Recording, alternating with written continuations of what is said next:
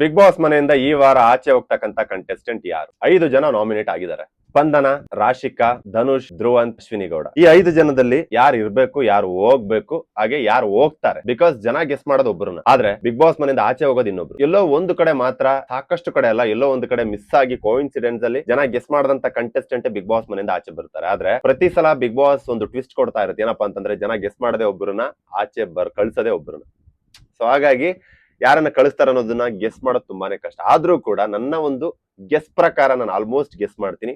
ನೋಡೋಣ ಏನೇನೆಲ್ಲ ಆಗುತ್ತೆ. ನನ್ನ ಗೆಸ್ ಕರೆಕ್ಟು ಅಂತ ನಿಮ್ಗೂ ಅನ್ಸಿದ್ರೆ ವಿಡಿಯೋ ಮುಗಿದ ಮೇಲೆ ಕೊನೆಯಲ್ಲಿ ನಿಮ್ಮ ಇಷ್ಟದ ಬಿಗ್ ಬಾಸ್ ಮನೆಯಿಂದ ಆಚೆ ಬರುವಂತ ಕಂಟೆಸ್ಟೆಂಟ್ ಹೆಸರನ್ನ ನೀವು ಕಮೆಂಟ್ ಅಲ್ಲಿ ತಿಳಿಸಿ. ಓಕೆ, ಬನ್ನಿ ಮೊದಲನೇದಾಗಿ ವಿಡಿಯೋ ಶುರು ಮಾಡೋಣ. 5 ಜನ ಕಂಟೆಸ್ಟೆಂಟ್. ಅದರಲ್ಲಿ ಮೊದಲನೇದಾಗಿ ಅಶ್ವಿನಿ ಗೌಡ ಅವರಿಂದ ಮಾತಾಡ್ಕೊಂಡ್ ಬರೋಣ. ಅಶ್ವಿನಿ ಗೌಡ ಅವರು ಇರ್ಬೇಕಾ ಹೋಗ್ಬೇಕಾ ಅಂತ ಬಂದ್ರೆ ಸಾಕಷ್ಟು ಜನ ನೀವೀಗ ಇಮಿಡಿಯೇಟ್ ಆಗಿ ಫಸ್ಟ್ ಕಮೆಂಟ್ ಹಾಕದೆ ಅಶ್ವಿನಿ ಗೌಡ ಅವ್ರು ಆಚೆ ಹೋಗ್ಲಿ ಅಂತಾನೆ ಹೇಳ್ತೀರಾ. ಬಟ್ ಅವ್ರು ಹೋಗ್ತಾರಾ? ಹೋಗಲ್ಲ. ಸೊ ಹಂಗ್ ನೋಡ್ಕೊಳ್ಳೋದಾದ್ರೆ ಬಿಗ್ ಬಾಸ್ ಮನೆಯಿಂದ ಆಚೆ ಹೋಗ್ಬೇಕು ಹೋಗ್ಬೇಕು ಹೋಗ್ಬೇಕು ಅಂತಂದೇಳಿ ಮೊದಲನೇ ವಾರದಿಂದ ಅವ್ರ ಹೆಸರು ಬರ್ತಾನೆ ಇದೆ. ಬಟ್ ಅವ್ರು ಹೋಗ್ಲಿಲ್ಲ. ಯಾಕೆ ಹೋಗಲ್ಲ?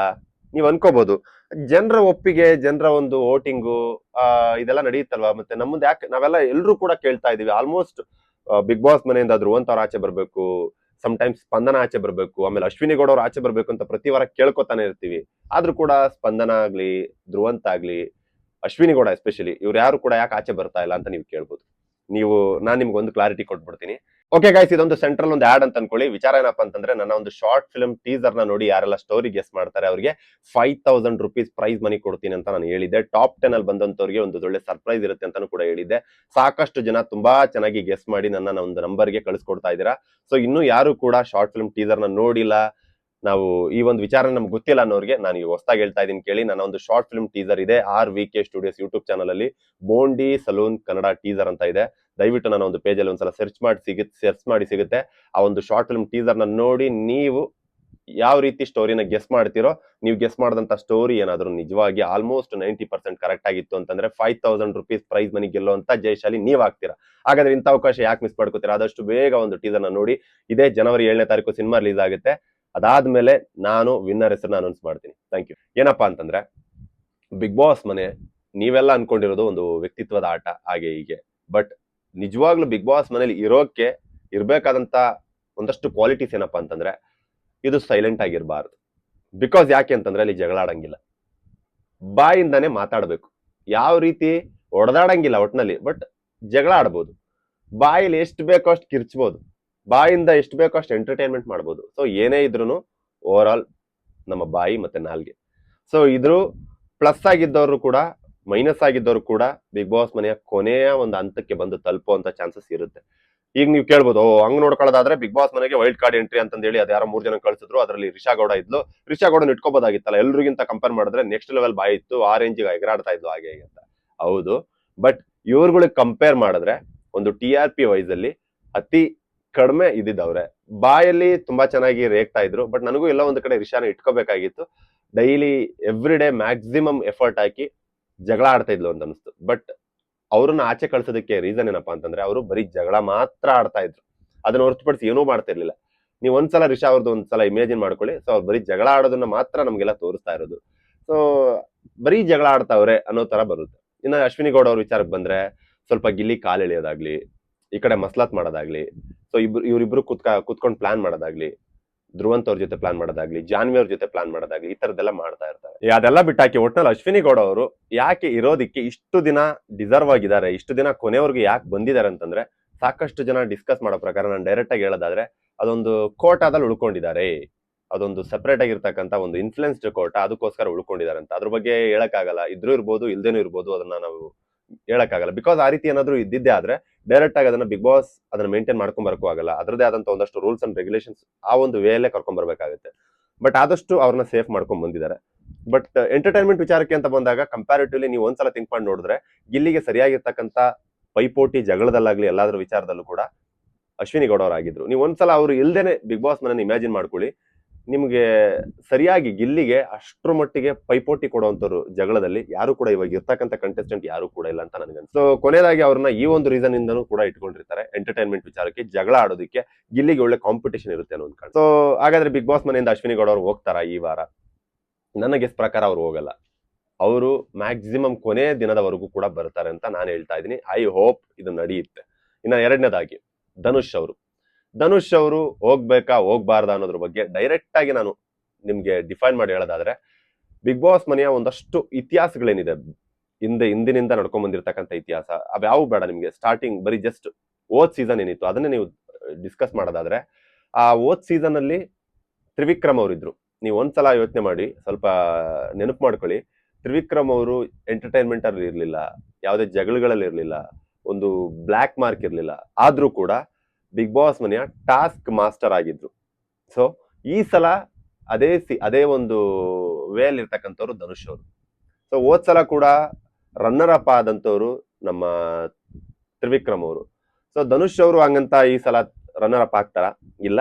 ಬಟ್ ರನ್ನರ್ ಅಪ್ ಆಗ್ತಾರೋ ಇಲ್ಲೋ ಅಂತ ಗೊತ್ತಿಲ್ಲ. ಬಟ್ ಟಾಪ್ 5 ವರ್ಗೂ ಆದ್ರೂ ಬಂದೇ ಬರ್ತಾರೆ ಅನ್ಸುತ್ತೆ. ಬಿಕಾಸ್ ಆ ಒಂದಷ್ಟು ಕ್ವಾಲಿಟೀಸ್ ಇದೆ, ಸ್ವಂತ ಎಫರ್ಟ್ ಇಂದ. ಏನೂ ಕೂಡ ಖಾಲಿ ಕೂತ್ಕೊಂಡ್ರೆ ಒಬ್ಬರನ್ನ ಎಂಟರ್ಟೈನ್ಮೆಂಟ್ ಮಾಡುವಂತ ಒಂದು ಕ್ವಾಲಿಟಿ, ಒಂದು ಟ್ಯಾಲೆಂಟ್ ಇಲ್ಲದೆ ಹೋದ್ರು ಕೂಡ ಅವರು ಆಚೆ ಕಡೆ ಆದಷ್ಟು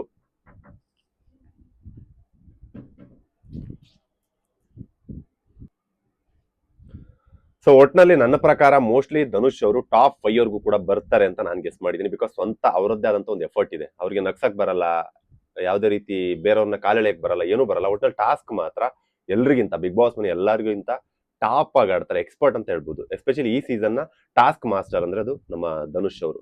ಸೊ ಡೆಫಿನೆಟ್ಲಿ ಧನುಷ್ ಅವರು ಕೊನೆಯ ಟಾಪ್ 5 ವರ್ಗೂ ಬರ್ತಾರೆ, ಕೊನೆ ದಿನಕ್ಕೂ ಬರ್ತಾರೆ, ಟಾಪ್ 5 ಕೂಡ ಬರ್ತಾರೆ ಅಂತ ನಾನು ಗೆಸ್ ಮಾಡಿದ್ದೀನಿ. ಸೊ ಟಾಪ್ 5 ಅಲ್ಲಿ ಅವ್ರು ಇರ್ತಾರೆ ಅಂತ ನಾನು ಗೆಸ್ ಮಾಡಿದ್ದೀನಿ. ಇನ್ನ ನೆಕ್ಸ್ಟ್ ಮೂರನೇದಾಗಿ ರಾಶಿಕಾ. ಇನ್ನ ರಾಶಿಕಾ ವಿಚಾರಕ್ಕೆ ಬಂದ್ರು ಕೂಡ ಅದೇ ಒಂದು ಪಾಯಿಂಟ್ ಹೇಳಕ್ ಇಷ್ಟಪಡ್ತೀನಿ. ಯಾಕೆ ಅಂತಂದ್ರೆ, ಅವಳು ಸೂರಜ್ ಬಂದಾಗ ಒಂದಷ್ಟು ವೇರಿಯೇಷನ್ಸ್ ಆಯ್ತು, ಎಲ್ಲೋ ಮೂಲೆ ಗುಂಪಾದ್ಲು, ಬರೀ ಸೂರಜ್ ಜೊತೆ ಇದ್ದಿದ್ದಾಯ್ತು. ಅದೆಲ್ಲೋ ಒಂದು ಕಡೆ ನೋಡೋಂತ ಆಡಿಯನ್ಸ್ಗೆ ಕೆಟ್ಟದಾಗೂ ಅಪ್ಪೋಟ್ರೆ ಆಯ್ತು.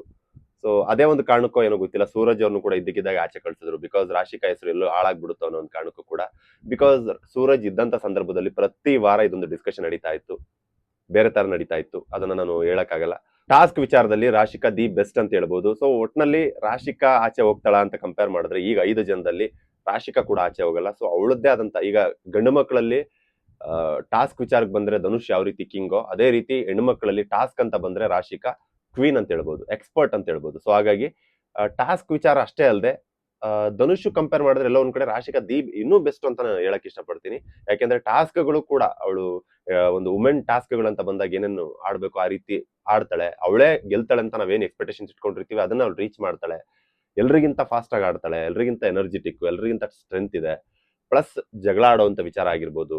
ಸೊ ಒಂದಷ್ಟು ಅದಾದ್ಮೇಲೆ ಪಡ್ಡೆ ಹುಡುಗರು ಫ್ಯಾನ್ಸ್ ಕೂಡ ಇರ್ತಾರೆ, ಚೆನ್ನಾಗಿದ್ದಾಳೆ ಅನ್ನೋ ಒಂದು ಕಾರಣಕ್ಕೆ. ಸೊ ರಾಶಿಕಾ ಆಚೆ ಬರ್ತಾರ? ಮೇ ಬಿ ಬರಲ್ಲ. ಬಟ್ ಇವಳು ಕೂಡ ಇನ್ನು ಮುಂದಕ್ಕೆ ಕ್ಯಾರಿ ಆಗ್ತಾಳೆ ಅಂತ ನಾನು ನಂಬಿದ್ದೀನಿ. ಹಾಗಾದ್ರೆ ಉಳಿದಿರ್ತಕ್ಕಂಥ ಕಂಟೆಸ್ಟೆಂಟ್ ಇನ್ನ ಇಬ್ರು, ಸ್ಪಂದನ ಮತ್ತೆ ಧ್ರುವಂತ್. ಇವರಿಬ್ಬರಲ್ಲಿ ಯಾರು ಹೋಗ್ತಾರಂತ ದೇವ್ರಾಣಗೂ ನನಗೆ ಗೆಸ್ ಮಾಡಕ್ಕಾಗಲ್ಲ. ಬಟ್ ಈ ವಾರದ ಒಂದಷ್ಟು ಚರ್ಚೆಗಳನ್ನ ನೋಡಿದಾಗೆಲ್ಲೋ ಒಂದು ಕಡೆ ಧ್ರುವಂತ್ ಅವ್ರು ಇರ್ತಾರೆ ಅಂತ ಅನ್ಸುತ್ತೆ. ಬಿಕಾಸ್ ಅಶ್ವಿನಿ ಗೌಡ ಅವರ ಒಂದಷ್ಟು ಪರ್ಫಾರ್ಮೆನ್ಸ್ ನಡೀತಾ ಇರೋದೆ ಪಕ್ಕದಲ್ಲಿ ಒಬ್ರು ಇದ್ದಾಗ. ಜಾನ್ವಿ ಅವ್ರು ಇರೋವರೆಗೂ ಜಾನ್ವಿ ಜಾನ್ವಿ ಜಾನ್ವಿ ಅನ್ಕೊಂಡು ಅವ್ರ ಒಂದು ಪರ್ಫಾರ್ಮೆನ್ಸ್ ತೋರಿಸ್ತಾ ಇದ್ರು. ಬಟ್ ಈಗ ಜಾನ್ವಿ ಅವ್ರು ಹೋದ್ಮೇಲೆ ಧ್ರುವಂತ್ ಅವ್ರನ್ನು ಕೂಡ ಆಚೆ ಕಳಿಸ್ಬಿಟ್ರೆ ನೆಕ್ಸ್ಟ್ ವೀಕೆ ಅಶ್ವಿನಿ ಗೌಡ ಅವ್ರು ಆಚೆ ಬಂದ್ಬಿಡ್ತಾರೆ. ಬಿಕಾಸ್ ಅವರಿಗೆ ಸರಿಯಾದಂತ ಒಂದು ಜೋಡಿ ಇಲ್ಲದೆ ಅವರಲ್ಲಿ ಇರಲ್ಲ. ಸೊ ಹಾಗಾಗಿ ಒಂದು ತೋಡ್ ಬೇಕು ಅವರಿಗೆ. ಸೊ ಹಾಗಾಗಿ ಎಲ್ಲೋ ಒಂದು ಕಡೆ ಧ್ರುವಂತ್ ಅವ್ರನ್ನ ಆ ಒಂದು ರೀಸನ್ಗಾದ್ರೂ ಇಟ್ಕೋತಾರೆ. ಪ್ಲಸ್ ಇಲ್ಲಿಗೆ ಇತ್ತೀಚೆಗಷ್ಟೇ, ಈಗ ಒಂದು ಲಾಸ್ಟ್ 2 ವೀಕ್ಸ್ ಇಂದ ಸರಿಯಾದಂತ ಒಂದು ಕಾಂಪಿಟೇಷನ್ ಕೊಡ್ತಾ ಇದ್ದಾರೆ ಜಗಳದಲ್ಲಿ. ಒಂದಷ್ಟು ವೆರೈಟಿ ಆದಂತ ಒಂದು ಮ್ಯಾನರಿಸಮ್ ಇಂದ, ಮೇ ಬಿ ಈ ಒಂದು ಕಾರಣಕ್ಕಾದ್ರೂ ಕೂಡ, ಅಂದ್ರೆ ನೆಗೆಟಿವ್ ಆಗಿರ್ತಕ್ಕಂಥ ಒಂದು ಮ್ಯಾನರಿಸಮ್ ಇಂದನೂ ಕೂಡ ನೆಗೆಟಿವ್ ಆಗಿ ಜನ ಹೊರಗಡೆ ಅವ್ರನ್ನ ಟ್ರೋಲ್ ಮಾಡ್ತಾ ಇದಾರೆ ಅನ್ನೋ ಒಂದು ಕಾರಣಕ್ಕೂ ಕೂಡ ಧ್ರುವಂತ್ ಅವ್ರನ್ನ ಇಟ್ಕೋಬಹುದು. ಸೊ ಧ್ರುವಂತ್ ಅವ್ರು ಆಚೆ ಬರ್ತಾರ ಅನ್ನೋದು ಕೂಡ ನನಗೆ ಮ್ಯಾಕ್ಸಿಮಮ್ ಒಂದು 70% ಡೌಟು, 30% ಬರ್ಬೋದು. ಇನ್ನ ಕೊನೆದಾಗ ಉಳಿದಿರ್ತಕ್ಕಂಥ ಸ್ಪಂದನ ಯಾಕೆ ಬರ್ಬೇಕು? ಟಾಸ್ಕ್ ಆಡಿಲ್ಲ, ಅದಾದ್ಮೇಲೆ ಒಂದೊಳ್ಳೆ ವ್ಯಕ್ತಿತ್ವ ಇದೆ, ಅದನ್ನ ಒಪ್ಕೊಂತೀನಿ. ಎಂಟರ್ಟೈನ್ಮೆಂಟ್ ವಿಚಾರಕ್ಕೆ ಬಂದ್ರೆ ಇಲ್ಲ. ಇತ್ತೀಚೆಗಷ್ಟೇ ಅದು ಗಿಲ್ಲಿ ಜೊತೆ ಸೇರ್ಕೊಂಡು ಒಂದ್ ಸ್ವಲ್ಪ ಫನ್ ಮಾಡ್ತಾ ಇರೋದು, ಗಿಲ್ಲಿ ಫನ್ ಮಾಡಿದಾಗ ನಗೋದು ಮಾಡ್ತಾ ಇದ್ದಾರೆ. ಟಾಸ್ಕ್ ಅಂತ ವಿಚಾರಕ್ಕೆ ಬಂದಾಗ ಲಾಸ್ಟ್ ವೀಕ್ ಅಲ್ಲಿ ಅವ್ರು ಇಡೀ ಬಿಗ್ ಬಾಸ್ ಜರ್ನಿಲಿ ಒಂದು ಟಾಸ್ಕ್, ಅದು ರಾಶಿಕಾ ಜೊತೆ ಕಾಂಪಿಟೇಷನ್ ಕೊಟ್ಟು ಮ್ಯಾಕ್ಸಿಮಮ್ ಎಫರ್ಟ್ ನ ಹಾಕಿ ಆಡಿದ್ದಂಥದ್ದು. ಬಟ್ ಅದೇ ಟಾಸ್ಕ್ ಅಲ್ಲಿ ಗೊತ್ತಾಯ್ತು ಅವರು ತುಂಬಾ ವೀಕ್ ಇದ್ದಾರೆ ಅನ್ನೋದು ಕೂಡ. ಸೊ ಇದನ್ನೆಲ್ಲ ಕನ್ಸಿಡರ್ ಮಾಡಿದಾಗ ಎಲ್ಲೋ ಒಂದು ಕಡೆ ಈ 5 ಜನದಲ್ಲಿ ಬಿಗ್ ಬಾಸ್ ಮನೆಯಿಂದ ಈ ಸಲ ಆಚೆ ಹೋಗ್ತಕ್ಕಂಥ ಕಂಟೆಸ್ಟೆಂಟ್, ಆ ಒಂದು ಕ್ವಾಲಿಟಿ ಇರ್ತಕ್ಕಂಥ ಕಂಟೆಸ್ಟೆಂಟ್ ಸ್ಪಂದನ ಅಂತ ನಾನು ಗೆಸ್ ಮಾಡ್ತೀನಿ. ಬಟ್ ಈಗ ಸಾಕಷ್ಟು ಜನ ಹೇಳ್ಬೋದು ಸ್ಪಂದನ ಆಚೆ ಹೋಗಲ್ಲ, ಅವರು ಆ ಒಂದು ಚಾನಲ್ ನ ಮನೆ ಮಗಳು, ಅವ್ರನ್ನ ಆಚೆ ಹಾಕಲ್ಲ, ಅವ್ರಾಗ್ಲಿ ಧನುಷ್ ಆಗ್ಲಿ ಆಮೇಲೆ ಕಾವ್ಯ ಆಗ್ಲಿ ಇವ್ರನ್ನ ಆಚೆ ಹಾಕಲ್ಲ ಅಂತ ನೀವು ಅನ್ಬೋದು. ಬಟ್ ಇದ್ರ ಬಗ್ಗೆ ನಾನೇನು ಮಾತಾಡಕ್ಕಾಗಲ್ಲ, ಅದು ಮೇಲಿಂದ ಹೆಂಗೆ ನಡೆಯುತ್ತೆ ಅದು ಗೊತ್ತಿಲ್ಲ ನನಗೆ. ಬಟ್ ಈಗ ವೋಟಿಂಗ್ ಪ್ರಕಾರ ನಡೆಯುತ್ತಾ ಬ್ರೋ ಅಂತಾನು ಸಾಕಷ್ಟು ಜನ ಕೇಳ್ತಾ ಇರ್ತೀರಾ. ವೋಟಿಂಗ್ ಪ್ರಕಾರ ನಡೆಯುತ್ತಾ ಅನ್ನೋದು ಕೂಡ ಮ್ಯಾಟ್ರ್ ಆಗುತ್ತೆ, ಬಟ್ ಅದು ಜಸ್ಟ್ ಮೇಲ್ನೋಟಕ್ಕೆ ಮಾತ್ರ. ಮೇನ್ ಹೇಳ್ತೀನಲ್ವಾ, ಕರೆಕ್ಟ್ ಆಗಿ ಕೇಳಿಸ್ಕೊಳ್ಳಿ. ಮೇನ್ ಏನಪ್ಪಾ ಅಂತಂದ್ರೆ ಟ್ರೂ ಎಂಟರ್ಟೈನರ್ಸ್ ಅವ್ರುಗಳು ಮಾತ್ರ ಬಿಗ್ ಬಾಸ್ ಮನೇಲಿ ಇರೋದಕ್ಕೆ ಅರ್ಹತೆ ಇರೋಂಥವ್ರು. ಅದನ್ನ ಹೊರತುಪಡಿಸಿ ಇನ್ನು ಮಿಕ್ಕಂತವ್ರು ಏನೇ ಅದೇ ಹೇಳದ್ನಲ್ಲ, ತುಂಬಾ ಒಳ್ಳೆಯವ್ರಿಗೆ ಅಲ್ಲಿ ಜಾಗ ಇಲ್ಲ, ವೇಸ್ಟ್. ತುಂಬಾ ಒಳ್ಳೆಯವರು ಬಿಗ್ ಬಾಸ್ ಮನೆಗೆ ಹೋಗೋದು ವೇಸ್ಟ್. ಎಲ್ಲ ಇರಬೇಕು, ಒಂದೊಳ್ಳೆ ಕಿಲಾಡಿತನ ಇರಬೇಕು, ಒಂದಷ್ಟು ಕ್ವಾಲಿಟೀಸ್ ಇರಬೇಕು, ಡಿಫ್ರೆಂಟ್ ಮ್ಯಾನರಿಸಮ್ಸ್ ಇರಬೇಕು, ಇಂಥವ್ರು ಇರ್ತಾರೆ. ಸೊ ಇದಿಷ್ಟು ಬಿಗ್ ಬಾಸ್ ನನ್ನ ಒಂದು ಈ ವಾರದ ಯಾರು ಈ ಒಂದು 5 ಜನದಲ್ಲಿ ಯಾರು ನಾಮಿನೇಟ್ ಆಗಿದ್ದಾರೆ, ಅವರಲ್ಲಿ ಯಾರು ಬಿಗ್ ಬಾಸ್ ಮನೆಗೆ ಆಚೆ ಬರ್ತಾರೆ, ಬಿಗ್ ಬಾಸ್ ಮನೆಯಿಂದ ಯಾರು ಆಚೆ ಬರ್ತಾರೆ ಅಂತಂದೇಳಿ ನನ್ನ ಒಂದು ಅಭಿಪ್ರಾಯ ನಾನು ತಿಳಿಸಿದೀನಿ. ಹಾಗೆ ಕೊನೆಯದಾಗಿ ಸ್ನೇಹಿತರೆ, ನಾನೊಂದು ಶಾರ್ಟ್ ಫಿಲ್ಮ್ ನಾನೇ ಡೈರೆಕ್ಟ್ ಮಾಡಿ ಆಕ್ಟ್ ಮಾಡಿದಂತ ಶಾರ್ಟ್ ಫಿಲ್ಮ್ ಬೋಂಡಿ ಸಲೂನ್ ಇದೇ ಜನವರಿ 7ನೇ ತಾರೀಕು ರಿಲೀಸ್ ಆಗ್ತಾ ಇದೆ. ದಯವಿಟ್ಟು ನೀವೆಲ್ಲರೂ ಕೂಡ ಸಪೋರ್ಟ್ ಮಾಡಿ ನನ್ನ ಒಂದು ಶಾರ್ಟ್ ಫಿಲ್ಮ್ ನ ಎಲ್ರಿಗೂ ಕೂಡ ಶೇರ್ ಮಾಡಿ, ದಯವಿಟ್ಟು ನೀವೇ ಅರಸಿ ಬೆಳೆಸಬೇಕು.